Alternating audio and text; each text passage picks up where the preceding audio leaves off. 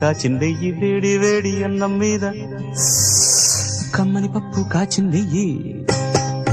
వేడి వేడి అన్నం మీద కమ్మని పప్పు కాచిందెయ్యి పప్పు తప్పడం కలిపి కొట్టడం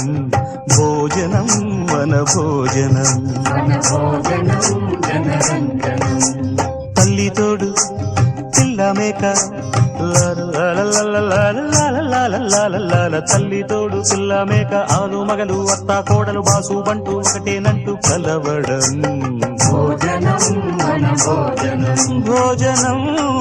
మన భోజనం